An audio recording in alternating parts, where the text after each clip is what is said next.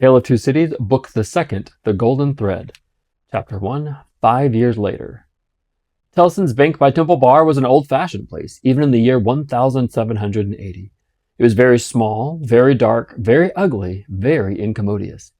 It was an old-fashioned place, moreover, in the moral attribute that the partners in the house were proud of its smallness, proud of its darkness, proud of its ugliness, proud of its incommodiousness. They were even boastful of its eminence in those particulars, and were fired by an express conviction that if it were less objectionable, it would be less respectable. This was no passive belief, but an active weapon which they flashed at more convenient places of business. Tellson's, they said, wanted no elbow room. Tellson's wanted no light. Tellson's wanted no embellishment. Noakes and Companies might, or Snooks Brothers might, but Tellson's? Thank heaven. Any one of these partners would have disinherited his son on the question of rebuilding Tellson's. In this respect, the house was much on par with the country, which did very often disinherit its sons for suggesting improvements in laws and customs that had long been highly objectionable but were only the more respectable. Thus it had come to pass that Tellson's was the triumphant perfection of inconvenience after bursting open a door of idiotic obstinacy with a weak rattle in its throat. You fell into Tellson's down 2 steps and came into your senses in a miserable little shop with 2 little counters where the oldest of men made your check shake as if the wind rustled it, while they examined the signature by the dingiest of windows, which were always under a shower bath of mud from Fleet Street, and which were made the dingier by their own iron bars proper in the heavy shadow of Temple Bar. If your business necessitated your seeing the house, you were put into a species of condemned hold at the back, where you meditated on a misspent life until the house came with its hands in its pockets, and you could hardly blink at it in its dismal twilight. Your money came out of or went into wormy old wooden drawers, particles of which flew up in your nose and down your throat when they were opened and shut. Your banknotes had a musty odor as if they were fast decomposing into rags again. Your plate was stowed away among the neighboring cesspools, and evil communications corrupted its good polish in a day or two. Your deeds got into extemporized strong rooms made of kitchens and sculleries, and fretted all the fat out of their parchments into the banking house air. Your lighter boxes of family papers went upstairs into a Barmecide room that always had a great dining table in it and never had a dinner, or where, even in the year 1780, the first letters were written to you by your old love or by your little own children, were but newly released from the horror of being ogled through the windows by the heads exposed on Temple Bar with an insensate brutality and ferocity worthy of an Abyssinian or a shanty. But indeed at that time, putting to death was a recipe much in vogue with all the trades and professions, and not least of all with Tellson's. Death in its nature is the remedy for all things, and why not legislation? Accordingly, the forger was put to death. The utterer of a bad note was put to death. The unlawful opener of a letter was put to death. The purloiner of 40 shillings and 6 was put to death. The holder of a horse at Tellson's door, who made off with it, was put to death. The coiner of a bad shilling was put to death. The sounders of 3/4 of the notes in the whole gamut of crime were put to death. Not that it did the least good in the way of prevention. It might also have been worth remarking that the fact was exactly the reverse, but it cleared off, as to this world, the trouble of each particular case, and left nothing else connected with it to be looked after. Thus, Tellson's in its day, like greater places of business, its contemporaries, had taken so many lives that, if the heads laid low before it had been ranged on Temple Bar instead of being privately disposed of, they would probably have excluded what little light the ground floor had in a rather significant manner. Cramped in all kinds of dim cupboards and hutches at Tellson's, the oldest of men carried on the business gravely. When they took a young man into Tellson's London house, they hid him somewhere till he was old. They kept him in a dark place like a cheese until he had the full of Tellson's flavor and blue mold upon him. Then only was he permitted to be seen spectacularly poring over large books and casting his breeches and gaiters into the general weight of the establishment. Outside Tellson's, never by any means in it, unless called in, was the odd-job man, an occasional porter and messenger who served as the live sign of the house. He was never absent during business hours, unless upon an errand, and then he was represented by his son, a grisly urchin of 12, who was his express image. People understood that Tellson's, in a stately way, tolerated the odd-job man. The house had always tolerated some persons in that capacity, and time and tide had drifted this person to the post. His surname was Cruncher, and on the youthful occasion of his renouncing by proxy the works of darkness in the easterly parish church of Houndsditch, he had received the added appellation of Jerry. The scene was Mr. Cruncher's private lodging in Hanging's Sword Alley, Whitefriars. The time 7:30 of the clock of a windy March morning. Anno Domini 1780. Mr. Cruncher himself always spoke of the year of our Lord as Anno Dominos, apparently under the impression that the Christian era dated from the invention of a popular game by a lady who had bestowed her name upon it. Mr. Cruncher's apartments were not in a savory neighborhood, and were but 2 in number, even if a closet with a single pane of glass in it might be counted as one. But they were very decently kept. Early as it was on the windy March morning, the room in which he lay abed was already scrubbed throughout, and between the cups and saucers arranged for breakfast and the lumbering deal table, a very clean white cloth was spread. Mr. Cruncher reposed under a patchwork counterpane like a harlequin at home. At first he slept heavily, but by degrees began to roll and surge in bed until he rose above the surface with his spiky hair looking as if it must tear the sheets to ribbons. At which juncture he exclaimed in a voice of dire exasperation, "Bust me if she ain't at it again!" A woman of orderly and industrious appearance rose from her knees in a corner with sufficient haste and trepidation to show that she was the person referred to.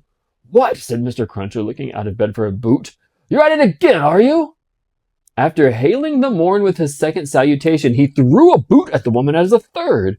It was a very muddy boot, and they introduced the odd circumstance connected with Mr. Cruncher's domestic economy that, whereas he often came home after banking hours with clean boots, he often got up the next morning to find the same boots covered with clay.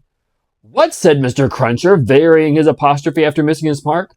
"What are you up to, Adgerwater?" "I was only saying my prayers." "Saying your prayers? You're a nice woman. What do you mean by flopping yourself down and praying against me?" "I was not praying against you. I was praying for you." "You weren't. And if you were, I won't took the liberty with her.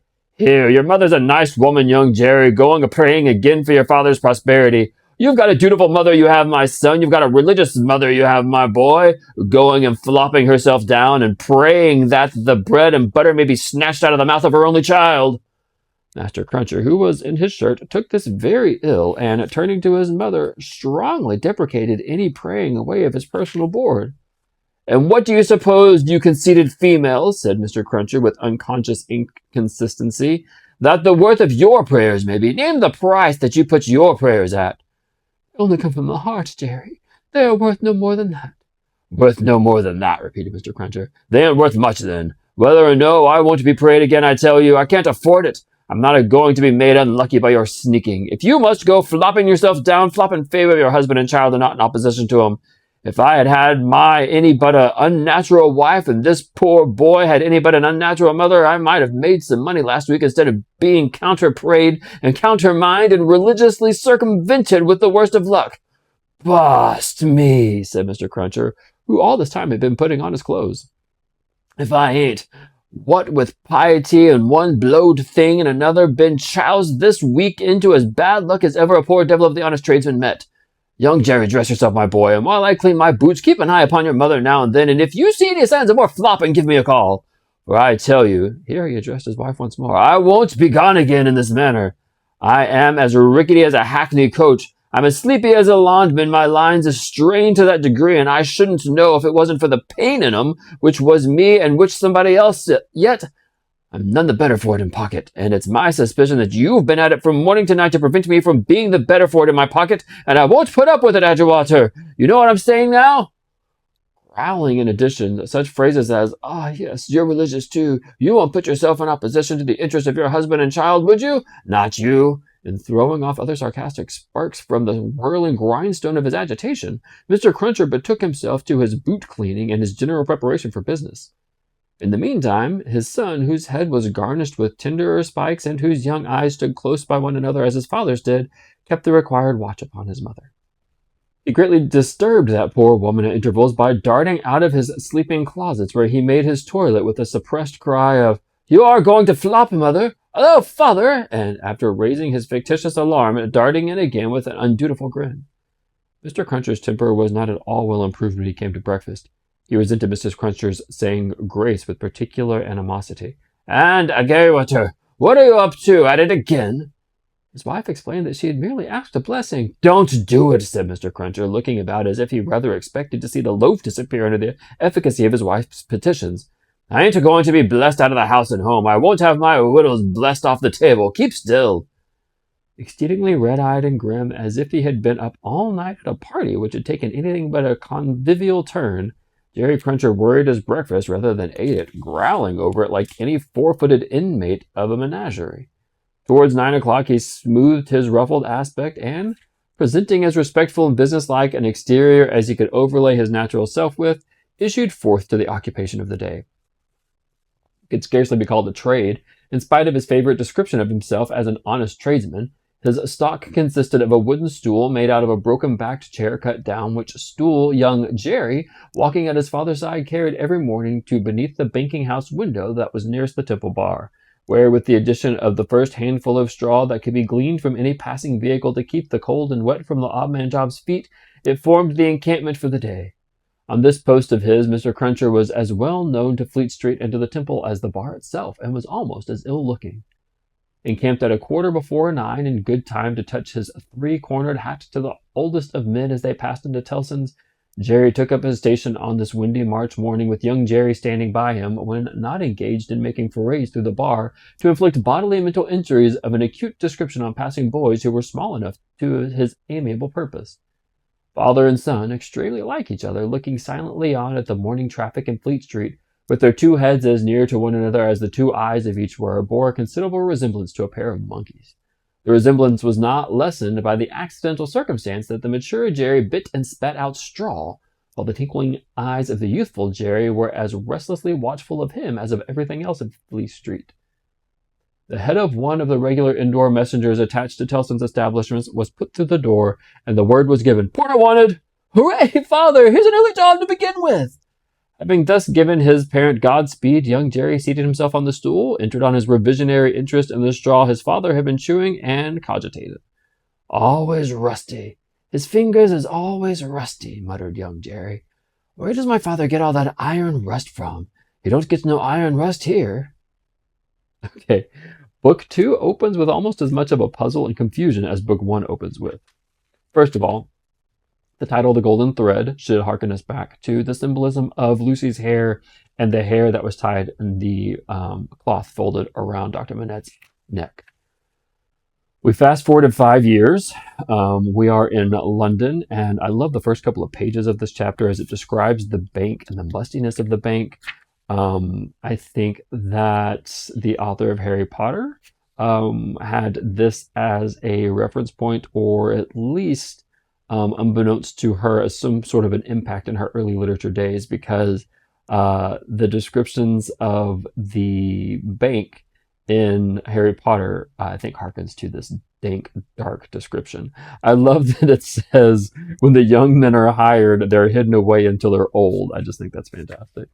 And then we meet Jerry Cruncher. We met Jerry in Book 1 very briefly. The name Jerry was spoken. Jerry Cruncher is an odd job man, or an errand man, who sits outside Tellson's Bank waiting for jobs as a runner. His son is his protege, and bless his poor little wife's heart, she is always a floppin'. She is praying all the time, and Jerry yells at her for praying because he thinks that she's praying against him. Harkens to a guilty conscience, possibly. Jerry goes to sleep with clean boots and wakes up with muddy boots, and his son notices that he has rusty fingers in the mornings, but can't ever figure out where the rust is coming from. So, Dickens is no fool. He's a very intentional writer. He's setting up these characters for an important purpose, and he's giving us some riddles and some clues here early on that we will catch on to later. So with Dickens, again, he does get paid by the chapter, so one might think that he's a little bit wordy, but he never wastes his words. They're always intentional.